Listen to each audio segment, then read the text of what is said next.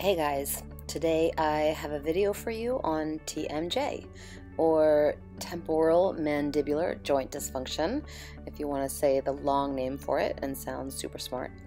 But what I want to start off by talking about is the deep connection between the ears and the nose and the throat, which Western medicine doctors seem to have latched onto, which I think is fantastic. But in the soft tissue world, the reason why I'm starting in on the neck is because when we are working with a dysfunction of the jaw or anything within the head and the neck, we can't forget that there is that deep connection between the jaw and the neck and all the soft tissue that surrounds those areas. I usually start my work here right into the suboccipitals after I've warmed up the neck, mainly because it gives me a good sense of how the entire skull moves on top of the cervical spine. So as I sink into the suboccipitals and all the other attachments right into the base of the skull, I have a good sense of if my client is holding or stuck, or if there's scar tissue, or what the general pattern is for the entire skull and jaw and neck area. To further ensure that the work that I'm doing actually gets received, I want to make sure that the neck is really nice and released. And one way to do that is to come in with my fingertips on either side of the cervical spine, offering an alternating pressure so that the spine moves a little bit to the left and to the right, which sends a signal to the brain to let the head relax. Of course, once I've done that, I want to make sure I elongate the lateral neck, the scalenes, the levator scapula, and for further insight on how to work those muscles more specifically, please click on the link up in the corner, and I will also provide the link in the comments below. Okay, finally getting into the soft tissue that surrounds the jaw itself. I usually start by gently approaching the soft tissue of the face and all of those muscles that are really embedded in the skin and not the deeper muscles that are attached to the bones. Once I've done that and smoothed through a lot of those muscles that give our face their funny facial expressions, I want to start sinking into the deeper muscles. So I'm going to make sure that I palpate the zygomatic arch, or that cheekbone that the masseter originates on. So once I've done that, I'm going to sink down. My fingertips are right on the zygomatic arch there, and then I'm sinking down into the fibers of the masseter, which is the strongest muscle in your body, so let's approach it with care.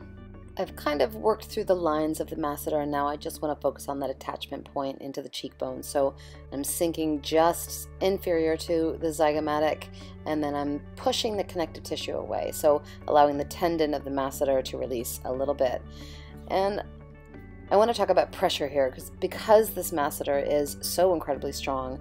I believe that the pressure can be quite deep if your client is ready for it. So keep in communication with your client and go ahead and sink and open up that muscle. It's a deep, strong muscle and deserves the work that we can do as deep tissue therapists. I'm then going to switch my attention to going above the zygomatic arch. I want to make sure that I address the temporalis. This muscle is flatter, and the belly of this muscle lays on the bone, so I don't want to sink too deeply. These pressure points that are in here can be pretty intense, and so I'm just focusing on flushing the muscle away, using some circular friction here and allowing it to detach a little bit and become unstuck from that temporal bone. As I pull up and away from the jaw, my focus is a little bit more on myofascial release. As I'm pulling, I'm hooking my fingertips into the skin and dragging it across the connective tissue that wraps all the way around from one ear to the other and throughout the skull in general, and allowing all of it to unravel so the jaw has a little more freedom in which to move. Getting into the deeper and more technical work that surrounds TMJ, I want to emphasize, like always, that you stay in communication with your client. I can't emphasize it enough. I talk about it in every video, but I feel like it's a strong part of the work that I do, and making sure that the client feels like the work they're receiving is productive and not damaging. The idea here is to give the joint more freedom, and this joint specifically is the one that allows us to open our mouths. So I'm going to sink into the masseter, and I'm going to find an area of tension, and I want to make sure that I'm on a good spot by communicating to my client. And then once I've sunk in, I'm going to have my client open her jaw. And what that does is stretches out that muscle, and it brings that muscle into a pulled tension. So in that pulled tense state, I'm sinking in and I'm relieving that pressure, and as she releases her jaw back down, that muscle can soften in a way that feels new and brings in more blood flow. I think it's really important to explore every part of every muscle as much as we can. So moving down closer to the mandible, I want to make sure that I sink into those little points that I'm feeling down there that feel equally as tight, and then go through the same process. Have my client open her jaw, sink in, and then make sure that I'm flushing through everything that is newly released and newly malleable. And then after she does that, I want to kind of move it through and allow the blood flow to sink in and allow this work to feel like I'm reminding it how to move through and how to feel open. And one of the things you might be asking is, how in the world do you communicate with your client when they've got their mouth open? How do you expect them to respond? And what I do is I'll tell my client before we start that when I'm working with their jaw, I want them to show me a thumbs up if everything is going well, or hold their pointer finger up if they want me to stop and tell me if they need me to go deeper or lighten up. Obviously, the work that I'm doing on both sides of my client's face. I'm demoing it on one side for the camera for this video, but I would focus on the side first that feels maybe more painful for my client. This technique that I'm doing is similar to the previous one, but instead of having my client open their jaw, I'm sinking in and I'm having them clench their jaw. So engaging the masseter and really tightening that muscle. You can really feel this muscle pop out underneath your fingers, and then once they've relaxed that grip with their teeth, you can soften in and do a lot of friction work, do a lot of loosening, do a lot of work that is going to soften this muscle. One version of making nice in the face is to come down to the jawline and pull the skin down and just kind of pinch the jaw, pinch right at the edge of the mandible. That can feel really good and just take away from some of the deeper work that you did and make it feel like your fingers aren't still sticking into the insides of their jaw. When a client's been suffering from chronic TMJ and it's been going on for a really long time, oftentimes that connective tissue can be so stuck that it really starts to feel rigid, and friction is amazing for that, and the jaw is no exception. So what I want to do is support my client's head and neck with one hand. You can see my left hand underneath the base of my client's skull, and I'm just going to sink into that masseter and create friction all throughout the joint, all throughout that muscle, and make sure that I smooth it out all the way to the chin when I'm done. I obsess when I work about the kinetic chain of events that can happen. So the muscles that are going from the zygomatic arch into the mandible, and then from the mandible down the neck into the clavicle, and then down the clavicle into the ribs, it's all connected.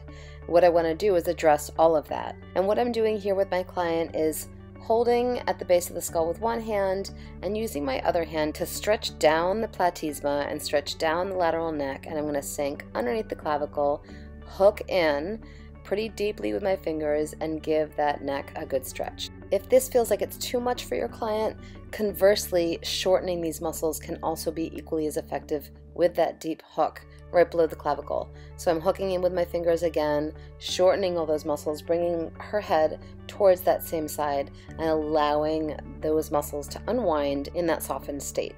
Using the same approach, I want to make my way back up towards the base of the skull. So I'm sinking into the transverse processes in the lateral neck.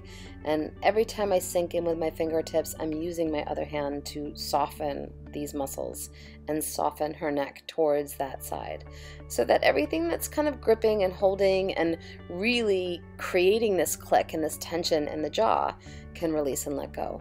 As I finally make my way up to the base of the skull, I want to pay attention to the mastoid process. And I want to think about its position and its close relationship to the jaw itself. It's behind the ear, but it's really maybe a ½ inch away from the actual temporal mandibular joint. So all the connective tissue that is winding around that jaw and the muscles that manipulate that jaw are very deeply connected to the mastoid process and the muscles that extend down into the neck from there. Two of the main muscles that attach to the mastoid process are the SCM and the longissimus, which is one of the erector spinae group muscles.